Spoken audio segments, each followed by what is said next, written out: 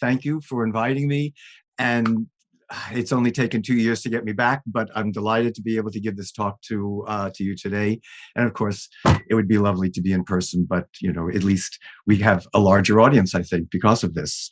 So, as Yanni mentioned, I'm going to be talking about interconnections between the Aegean and Tel Atchana. I think that perhaps the site of Tel Atchana is not all that familiar to many of you, especially since this is really an Aegean audience. So Atchana, or ancient Alalakh, is located in a district of Turkey known as the Hatay, which was ceded to Turkey from Syria in a plebiscite in 1939. The site of Tel Atchana, or Alalakh, as you see here, is the capital of a small kingdom known as Mukish. And Mukish was a vassal of the larger kingdom of Yamkhad, whose capital city was at Aleppo. And Yamkhad was a vassal of the kingdom of Mitanni. The site of Tel Atchana was first recognized by the Braidwoods, Robert and Linda Braidwood, in their survey of the Yamuk. And it was numbered by them, but Leonard Woolley was really interested in excavating the site. He had been working at Carchemish, hoping to find evidence for not only the Bronze Age, but all evidence for the Sea People's destruction, since the site is mentioned in the list of Ramses III at Medinet Habu. Unsuccessful in finding Bronze Age at Carchemish, he moved over to Tel Atchana. And even though Tel Atchana was within the Chicago survey limits, he managed to get the permit for the excavation from the Turkish authorities. And the story is that he received it at gunpoint. I don't know how true that is, but possible. Anyhow, he excavated there, as you see, in these two major campaigns. And then after a hiatus of about 50 years, Aslihan Yener, who I believe is with us this evening, became the director of the excavations, reopened the excavations in 2000 after a 1999 surveys, and the site continues. She stepped down as the director in 2019, and the new director is a fellow by the name of Murat Akar, who is also a professor at Mustafa Kemal University. I started working at the invitation of Aslihan, and we'll be on first name basis here since we're all great friends. I started working there from the very beginning, from the survey season on, as their specialist in Aegean culture, because in fact, one of the expressly stated research goals of Leonard Woolley was in fact to find interconnections between Tel Atchana and the Aegean. And it was something that he just had a hunch about. And in fact, he was quite correct, as we will see. This is the original dig house that Woolley built for the excavation. And as you see on the screen here, this is pointing out the room where our own Sinclair Hood spent in the 1948 season. He excavated with Woolley. And in fact, explained to me exactly where his room was located. Unfortunately, this building has now been torn down, although one had hoped that it would be restored as a visitor center. So this is the outline of the levels that Woolley excavated. We will be talking primarily about level 7, which is the Middle Bronze Age palatial city. We will also be talking about level 5, which is also a palatial city, although the stratigraphy and the levels have now been very much fine-tuned as a result of the Yener excavations.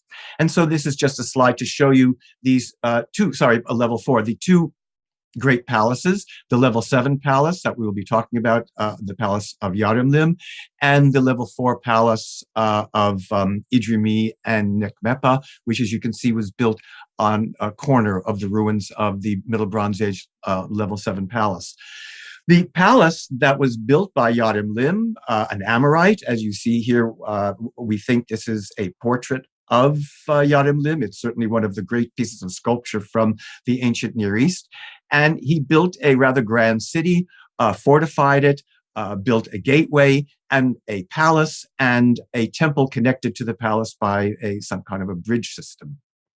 Well, early on in the excavations of the palace, Woolley did find fragments of frescoes that he believed were perhaps Aegean frescoes, and there was certainly ambiguity about the idea of where these frescoes came from. They had fallen into a suite of rooms from above. There was probably a much grander room above them.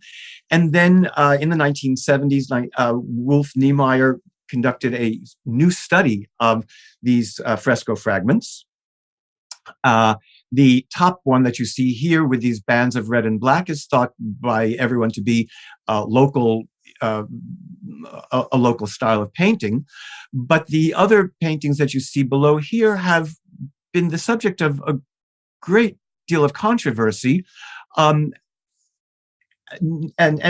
part of it was motivated by the Niemeyer's restudy of these fragments. And you can see that there is really a difference between the painting of these two groups, that again, the so-called local style at the top, and then these other ones here with this uneven red border and this rather sloppy looking white overpainting, as you see here, which these, as I say, were the subject of the Niemeyer's new study. And in fact, one of the really important points of Wolf's study was that he found in this fragment here a corner that he believed was the edge of the wing of a griffin. Now, griffins are certainly very much part of Aegean iconography, and since Niemeyer's recognition or identification of a griffin in this fresco fragment, more griffins have been found in wall paintings thought to have been produced by Aegean painters traveling abroad. And I would just mention on the top left, a relatively recently discovered fragmentary griffin from the excavations at Tel Kabri, and of course the famous griffin fragments that have been found now at Avaris Tel Daba. And of course, off to the right, you see the griffin from the miniature fresco of the West House of Akotiri. Well, this has not come without debate. Certainly, the Middle Bronze Age palace, certainly the palaces does belong to the Middle Bronze Age, and griffins in Middle Bronze Age Crete had not yet achieved this canonical form with the adamark on the leaf, the adamark on the wings, and the serrated edge of the wings. And you see, in fact, two griffins from Minoan seals. And so to reconstruct this griffin at this time, when this type of griffin appears not to even have been part of the Aegean idiom, has always been problematic for many of us. And in fact, we do see griffins in the local artistic repertoires, particularly on Syrian seals. As you see here, there are these griffins that we see on these three seals circled in this drawing. And so recently, Aslihan Yener was able to gain access to archival photographs from the original Woolley excavations. And what she saw was that, in fact, the one fragment that showed a part of the griffin was incorrectly oriented. And so by changing the orientation, and what you see here would have been part of the body of the couchant griffin, what Yener has proposed is that the wing does not belong to a griffin, but rather belongs to a winged divinity, an Anatolian or a Near Eastern divinity. And part of the inspiration for this was, as you see on the right here, this stamped impression of, in fact, a winged divinity with these wings emanating from his shoulders. At this point, we don't need to make any decisions about this, but I think that it's fair to keep the question of the identification of this griffin as a sort of an open question. Likewise, there is this fragment that the Niemeyers believed showed the horn of a bull and the edge of a double axe, and produced this reconstruction of a bucranium with the double axe. And they argued that, in fact, the bucranium was an Aegean motif. We do have many examples of it, certainly, but that it did not, it was not something that was known in the Near East after the Halaf period. Well, that's actually just not the case. And as you can see in this fragment of a wall painting from the Mitannian Palace at Nuzi, dated to around 1600, we do have a bucranium with some kind of an ornament in the center of its head, opening the possibility that perhaps this is not an Aegean painting. And in fact, also, again, Syrian seals, which is really the place that one should be looking, sees, in fact, that the bucranium is a rather common iconographic element in these seals. So again, I think the question of an Aegean origin for this bull's head is something that needs to be kept as an open question. There is, however, this fragmentary painting of spiky leaves, white leaves against a red background. Here you see the reconstruction. On the left, on the right are the original fragments.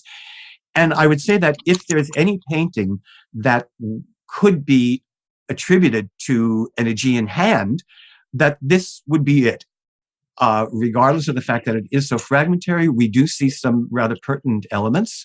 For example, certainly the spiky leaf motif is a motif that does appear on Kamarus Pottery, whereas it is not a motif that we see in the Aegean, in the ancient Near East.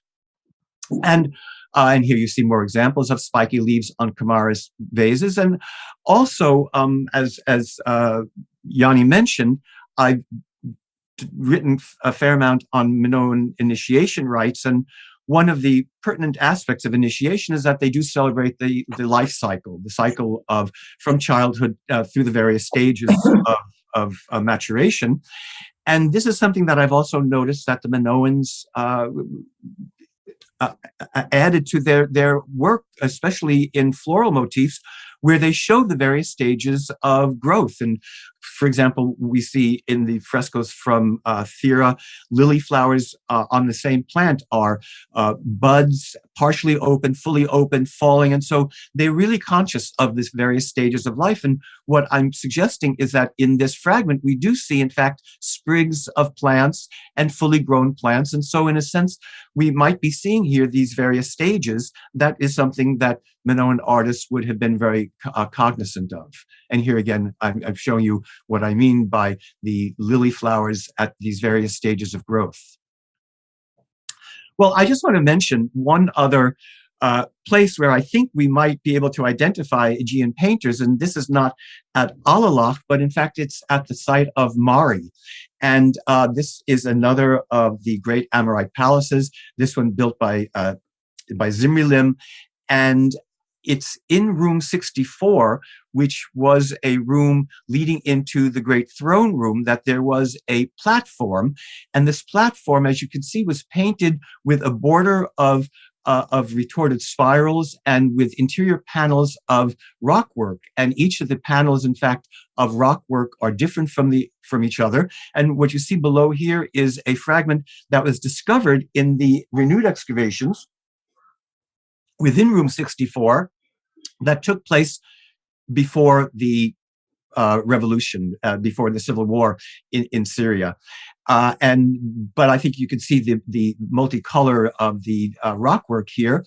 And certainly as an example of the spirals, you see this group of Middle Minoan 3 pots from Komos. And this particular type of spiral and also imitating rockwork is, again, something that seems to be alien to the ancient Near East. And I would propose that, in fact, what we're seeing here, since imitation rockwork is something that is well known in the Aegean, and I would propose that this is, in fact, the hands of Minoan artists. We know that artists traveled.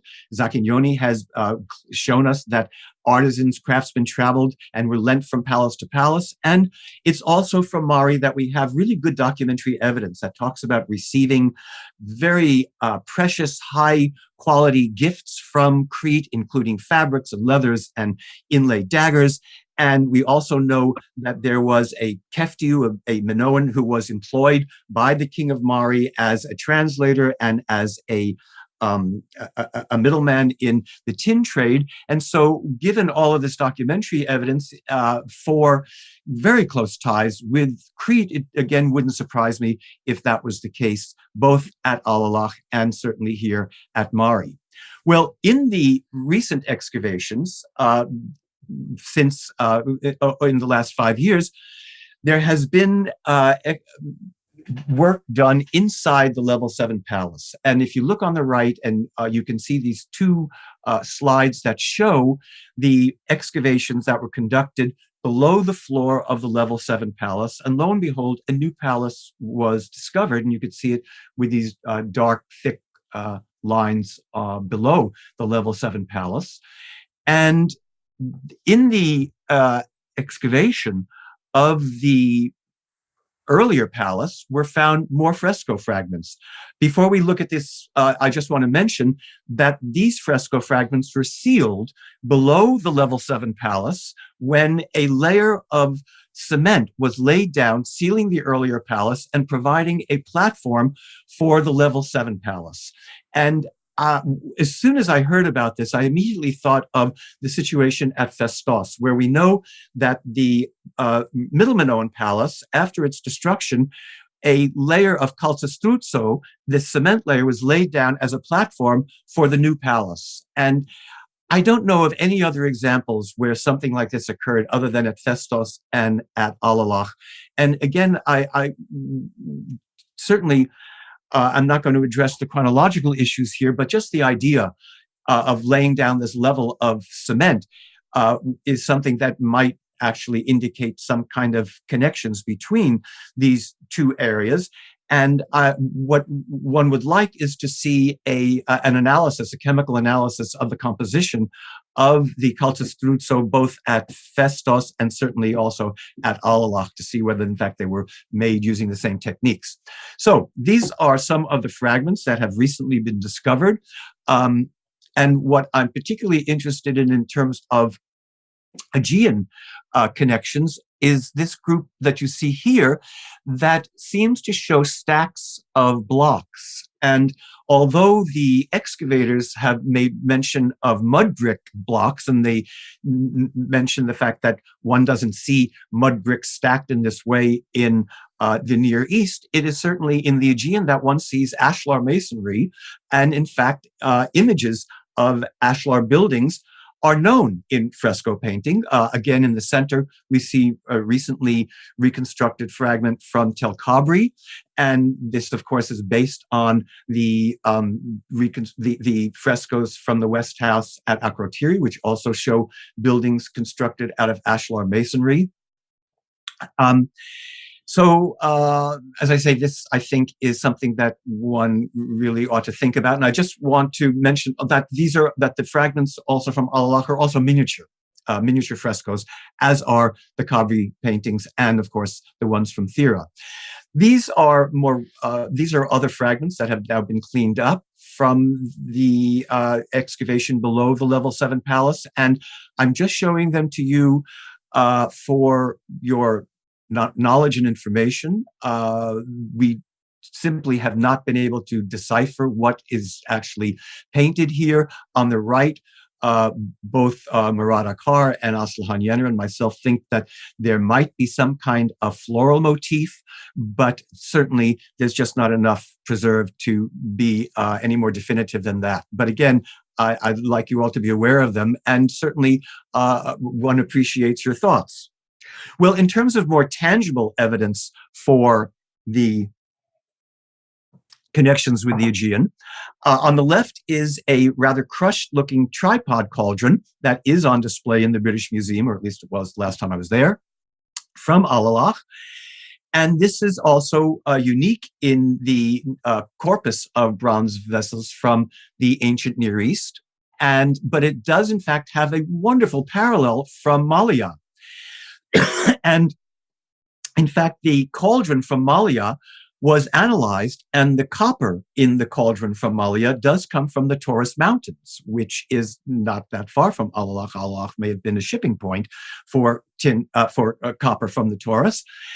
And so what we might be seeing here is a case where raw materials were sent to Crete, a finished product was manufactured, and then the finished product was then sent back as a gift or part of a payment to Alalakh, to the level 7 palace.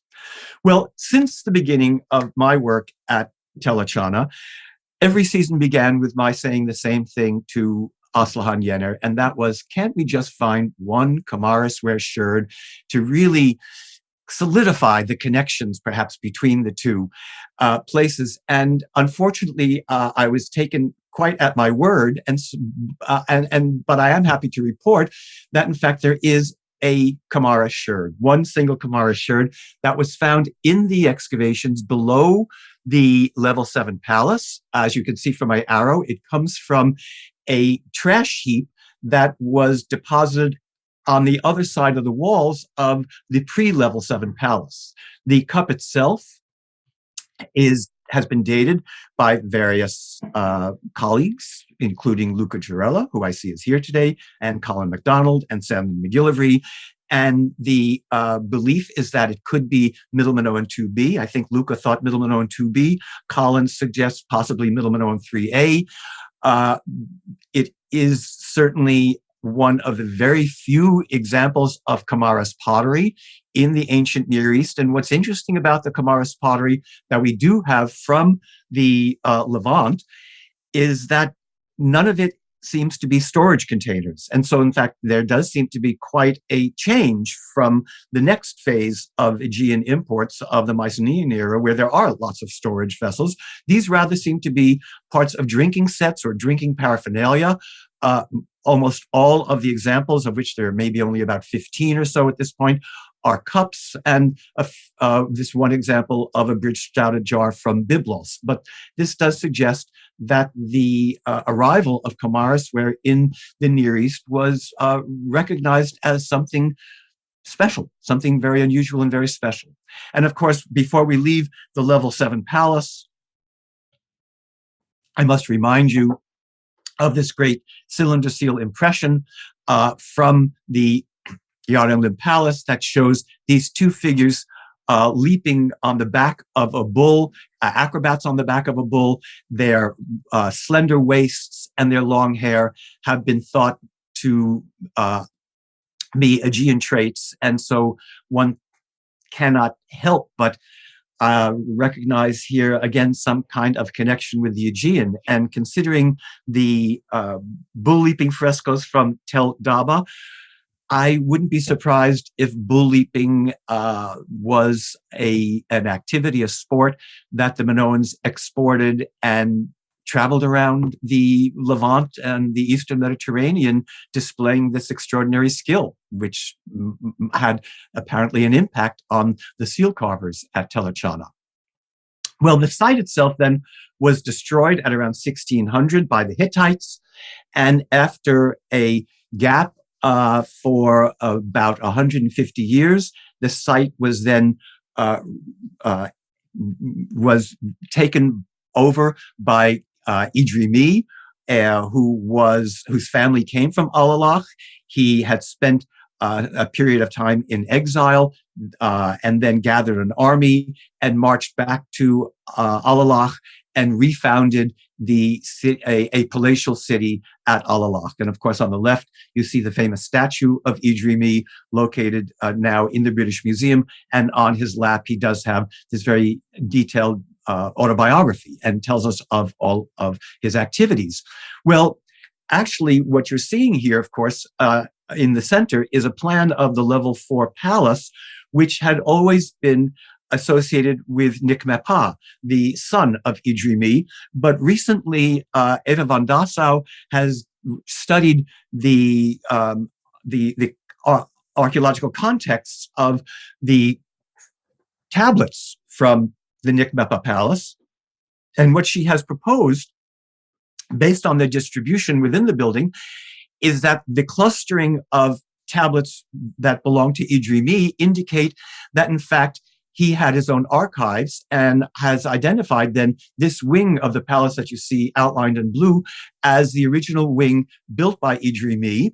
And then his son Nekmepa succeeded him and built this other wing that you see here. And I'm just pointing out the wonderful architectural details of this porch, which has been identified as a Bitilani, perhaps the earliest entrance system that becomes very common in the Iron Age, the Neo-Hittite era.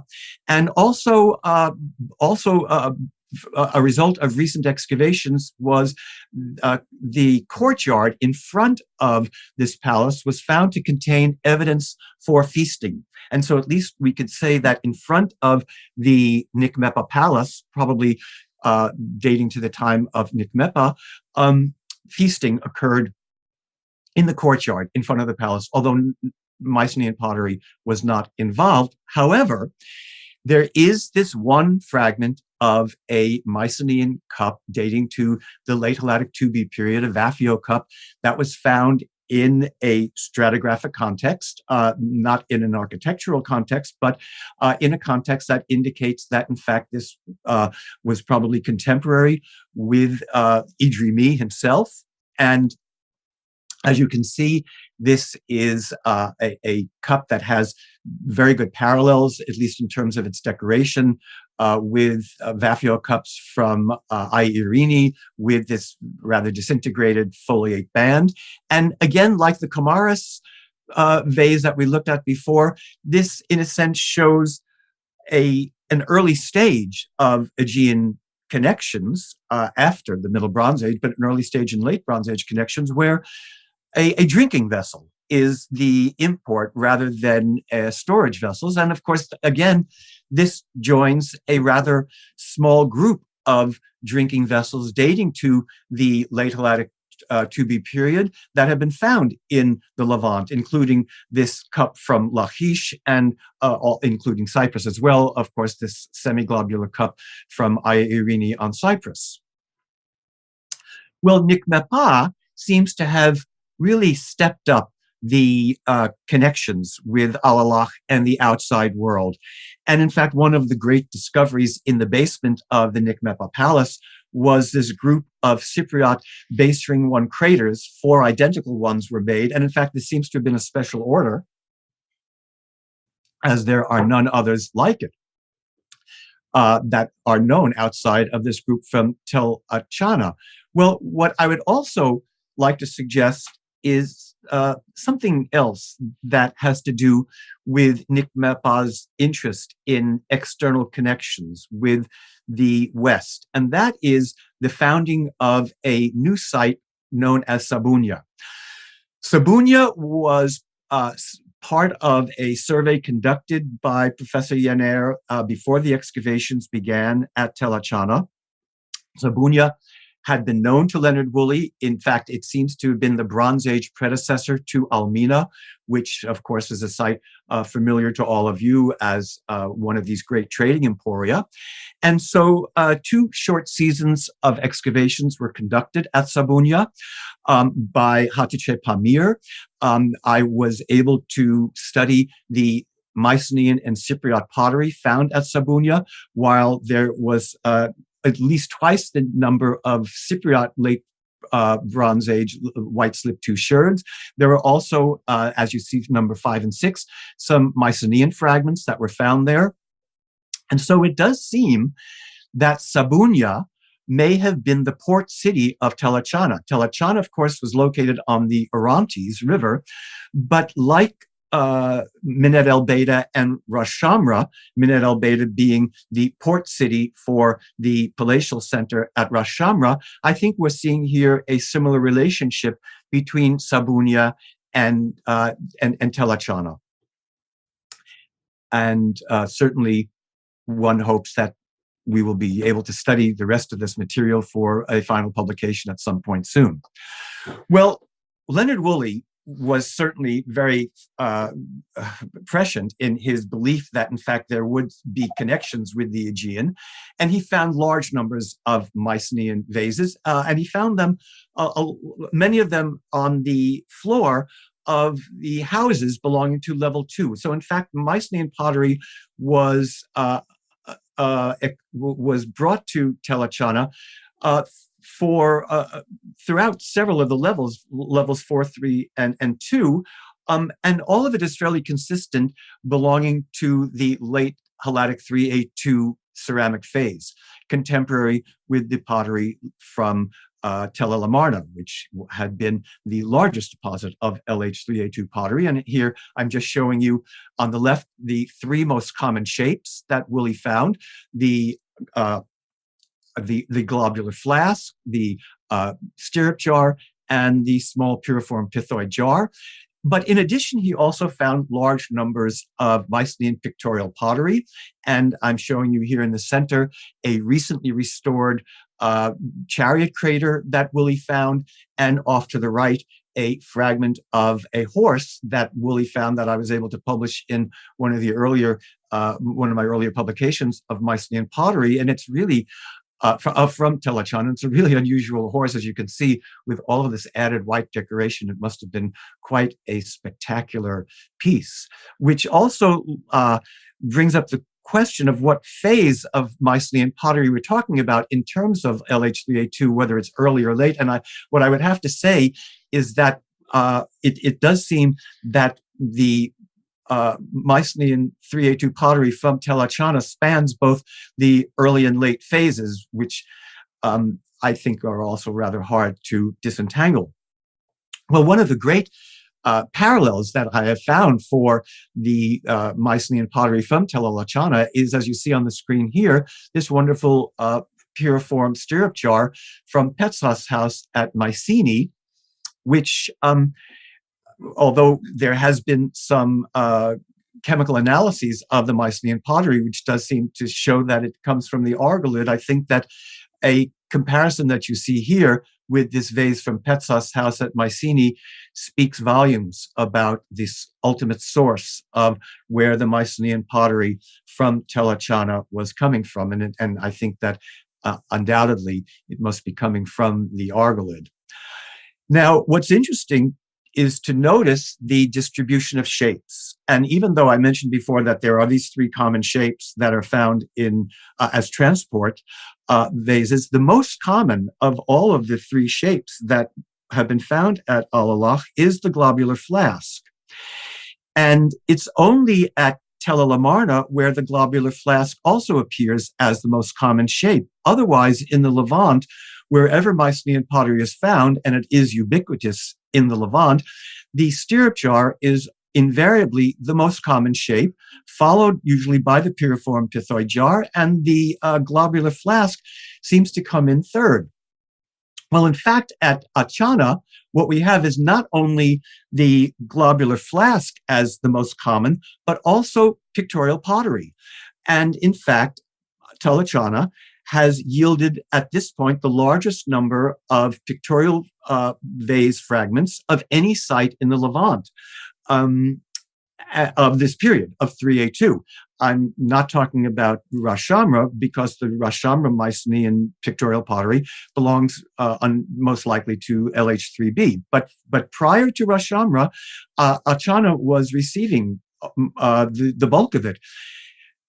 What we see on the screen here are 2 fragments from the recent excavations at Tel Atchana, and both of them can be identified with more complete pictorial vases, both of which come from Cyprus. Both of them are bird craters, and you could see the fragment on the left certainly compares very nicely with this fragment of the bird body that you see here, and the other fragment on the left from the bottom of a bird's body compares very nicely with the inside of this bird that you see here. Well, one of the questions that has been raised since the early days of the Atchana excavations is the role of Cyprus, and whether in fact Cyprus was acting as a middleman for the distribution of Mycenean pottery in the Levant.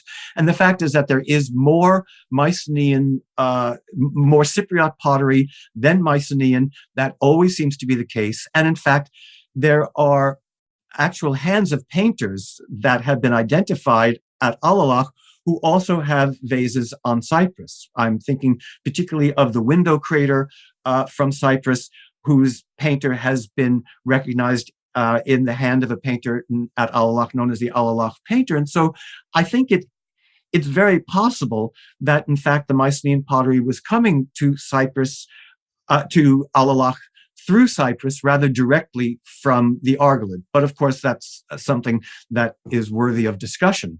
Well, certainly the most exciting pictorial vase that has been found in the new excavations at Tel Atchana is this bull crater, fragments of which were found in 2 separate seasons. And I have then produced this reconstruction of the vase. And as I think you can see, it is a bull leaping crater.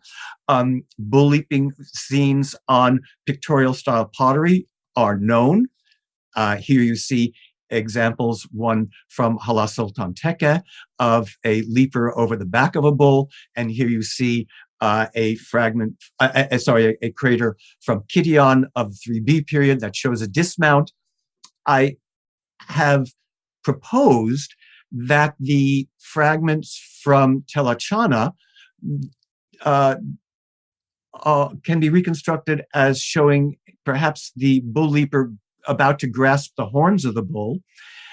And I know that the arm of the bull leaper is, it does not join anything. And so this is reconstructed. But as you can see, there is the bull leaper's leg that is quite horizontal. And in fact, the style of the leg showing the musculature does in fact look like early examples of pictorial pottery that we see in LH3A2 early. And of course, there is this remarkably wonderful leaf pattern that you see echoing the curve in the back of the bull. And perhaps this pattern that you see below here indicates a river, perhaps. But certainly, again, that's something that can be discussed. And I know that Livia has commented on this motif. Well, it's also in the new excavations that a sounding was conducted in the area of the temple, because it does seem that the city of Nikmepa was again destroyed by the Hittites, and it appears that the only part of Alalakh, of native Alalakh, that continued was the temple, and in the soundings conducted inside of the temple were found the only examples of late Helladic 3B pottery. It's a small amount, but it is significant enough that it exists, and the fragment on the upper left has good parallels from Mycenae. The fragment on the lower left, I have provisionally identified as an example of simple style, because of the wide bands at the shoulder zone. And there has been recent chemical analyses of simple style pottery, which does point to a number of different locales for its manufacture. But Cyprus does seem to be the most significant place for the manufacture of simple style pottery. And this was also the result of simple style pottery that we had analyzed from Telesaidia. That was, in fact, the first time, in fact, that simple style was associated, based on chemical basis, with the island of Cyprus. Well, after the 13th century, it seems that the site itself was eventually abandoned. A Hittite fortress was built on top of the ruins, and much of the Mycenean pottery has come from the vicinity of the Hittite fortress. But after around 1200, there does seem that the Hittite presence vanished with the collapse of the Hittite Empire, and a step trench was opened in several seasons in 2007, 10, and 12. And pottery was found in this step trench, although there's no architectural associations to go with it. But in fact, a very thick paving with thousands of sherds was discovered in this step trench. And among this group of thousands of sherds in this paving was this very distinctive looking group that you see here. At the year when these were first discovered, I was not at Tel Atchana, but I was on Crete. And Aslihan sent me photographs of these fragments and said, "Does this look familiar to you?" And of course, it looked very familiar to me because it looked a lot like the assemblage that I had been working on for years from Koukanarias, as an assemblage that I had dated to the late Helladic 3C Middle Phase 1 period. Now, I'm not suggesting that there was direct contact between the island of Paros and the site of Koukanarias Hill and the site of Tel Atchana. But what I think we can say is that this pottery from Tel Atchana that resembles in many regards the assemblage from Koukanarias indicates that this did come, that the manufacturers of this pottery came from the same period and the same cultural milieu as we find on Paros. And what we see in this assemblage is something radically different from the Mycenean pottery that we've seen previously. It is entirely a domestic assemblage. It is not an assemblage that contained storage vessels. They're all open shapes. And it's a wide range of shapes, as we will talk about shortly. I think what is also very important to note is that the biscuit, the fabric of this clay seems to be local.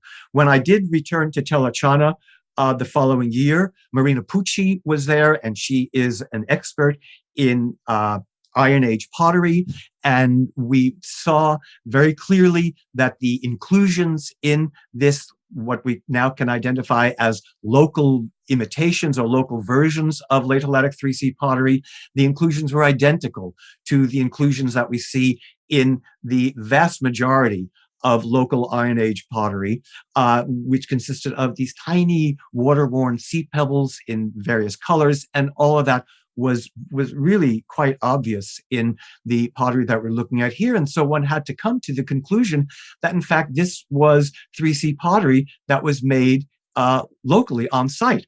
So let's just take a look at some of the examples. And of course, I'm showing comparisons with Koukanarias on Paros because it is the assemblage that, first of all, is the largest and best preserved 3C middle assemblage that we have in the Aegean. And it's an assemblage that I happen to have access to. So first, let's just take a look at the deep bowls. And as we see on Paros and in other sites, for example, at Philakopi on Milos, a large number of the deep bowls were painted monochrome in either monochrome black and monochrome red, as you see here. There are also deep bowls that were painted with linear decoration, a band at the base and a band around the outside of the handle.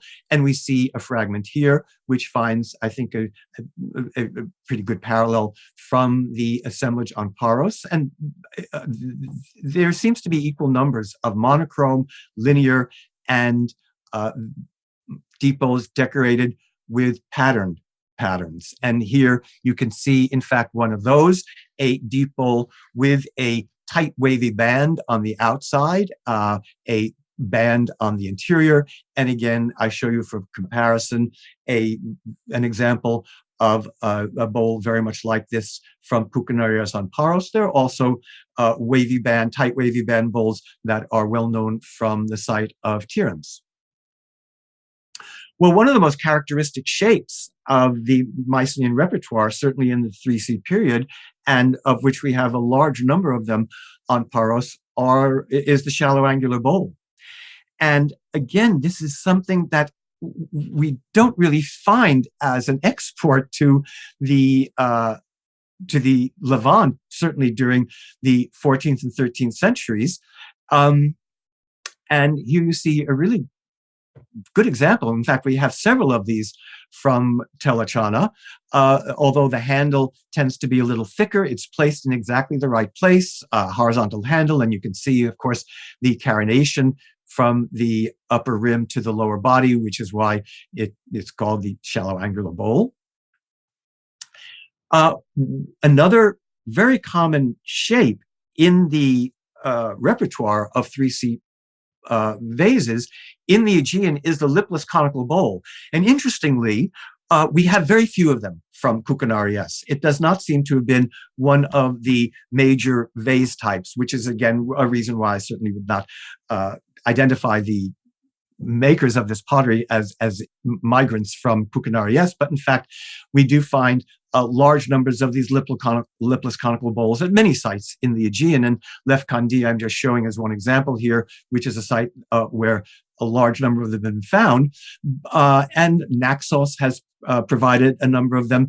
And like the ones on Naxos, this one, the fragments that you see here are painted monochrome with a reserve band on the exterior and, most tellingly, a reserve band on the interior, which is one of these striking characteristics of late Helladic 3C middle pottery. Another shape that just does not appear in the Mycenean repertoire of shapes that appear as exports is the monochrome Kylex, Kylex in general. But this is an example, a fragment here of a black monochrome Kylex, and you can see a nice comparison with Koukounaries. Unfortunately, just a rim shirt, but still quite telling in its painting and its profile. One of the fragments that I find really striking, because it is something that is just simply not part at all of the repertoire of Mycenean exports, is this large, shallow, spouted basin that you see here. And it's lacking the spout, as you see preserved on these two fragments. These two spouted basins from Paros. These are two different ones. But in fact, like the spouted basins, they are decorated on the interior with concentric bands, and as you can see here, with the solid base, and on the exterior also with solid bands, and the handles are horizontal. And so this really, to me, does seem to indicate a very intimate knowledge of a Mycenean 3C middle domestic assemblage.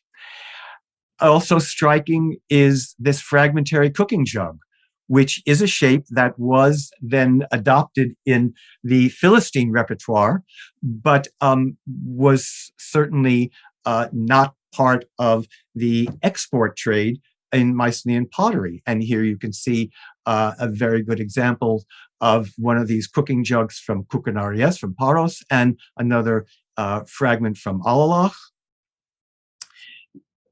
And it's the unpainted pottery that, again, I find to be quite so striking. Here is an example of a vertical handle jug from Alalakh, which has a remarkable parallel with this jug from Koukounaries, and an unpainted jug, as you see on the upper right from Koukounaries. But look at the profile. The interior of the rim has that slight hollowing, which is so characteristic of 3C pottery. The shape of the rim profile, this triangular shape, also is very much like the ones that we do find from Paros. And another shape that is well known from Koukounaries, we have about 15 examples of dippers. There aren't any other dippers that are found as exports. And it is such a characteristic shape. I mean, I'll never forget when the catalogers handed me this fragment, because they were able to pick out this so-called Mycenean pottery from this great deposit, although I went through it myself. But when they handed it to me, I said, my God, this is a dipper, where you see the two ends of the handle meeting on the bowl of the fragment. And, this obviously all came as a tremendous surprise. And so what do we make of it? Other than the fact that it's hard to attribute it to an export trade. And because of all of the reasons that I've said before, particularly in terms of what looks like the local fabric, one, I think, really has to come to the conclusion that this was made by a local population, by local potters. And so the question is, what are they doing there? Well, in recent years, there has been excavations conducted at the sister site of Tel Atchana, and that is the site of Tel Atchana. And so the pottery that we have been looking at here is what looks like the latest pottery that was found at Tel Atchana. And after this period, this site seems to have been abandoned. But what's interesting is that at Tel Atchana, there has also been found local versions of what looked like Mycenean 3C pottery, albeit not nearly as accurate, let's say, as the 3C pottery from Tel Atchana, but this does seem to belong to a subsequent phase. And I have provisionally dated it, as have some of the members of the Tel Atchana team, to a local version of 3C Middle Advanced or 3C Late.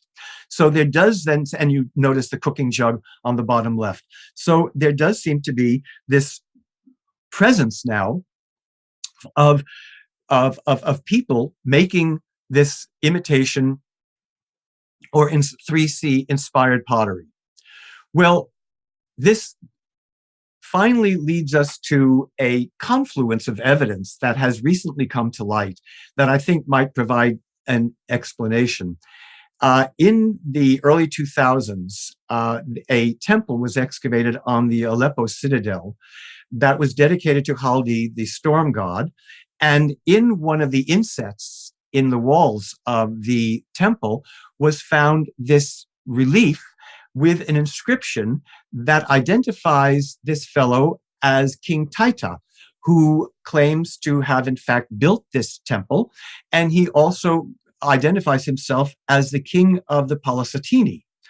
Well, there are different readings of this word. Some say Wadasatini, some say Palasatini. But Palasatini certainly sounds like the word Philistine.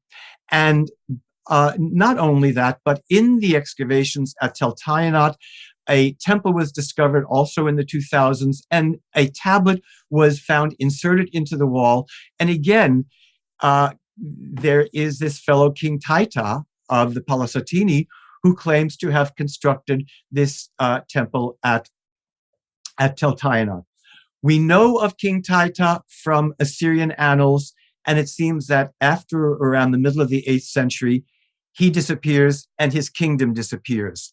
But what many of us now believe is that what we're seeing here is another example of the presence of the Philistines. Now, of course, we're all familiar with the Philistines, the Peliset, from the mortuary temple of Ramses III at Medinet Habu, where the Peliset are mentioned along with the other members of the Philistine group. And as he tells us, as Ramses tells us, that after the defeat of the Sea Peoples, the Peliset and other members were settled by him along the coast. And so this has given rise to the notion that there was this kingdom of Philistia, and that has certainly been